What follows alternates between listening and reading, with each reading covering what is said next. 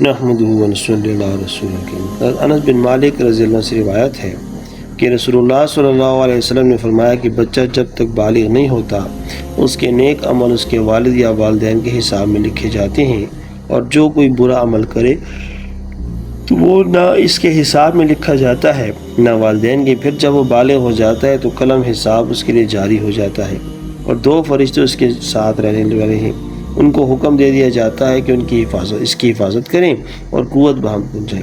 جب حالت اسلام میں 40 سال کی عمر کو پہنچ جاتا ہے تو اللہ تعالیٰ اس کو 3 قسم کی بیماریوں سے محفوظ کر دیتے ہیں، جنون، جذام اور برس سے۔ جب 50 سال کی عمر کو پہنچتا ہے تو اللہ تعالیٰ کا حساب ہلکا کر دیتے ہیں۔ جب 60 سال کو پہنچتا ہے تو اللہ تعالیٰ اس کو اپنی طرف رجوع کی توفیق دیتے ہیں۔ جب 70 سال کو پہنچتا ہے تو سب آسمان والے اس سے محبت کرنے لگتے ہیں، اور جب 80 سال کو پہنچتا ہے تو اللہ تعالیٰ اس کی حسنات کو لکھتے ہیں اور سیئات معاف فرما دیتے ہیں۔ پھر جب 90 سال کی عمر ہو جاتی ہے تو اللہ تعالیٰ اس کے سب اگلے پچھلے گناہ معاف فرما دیتے ہیں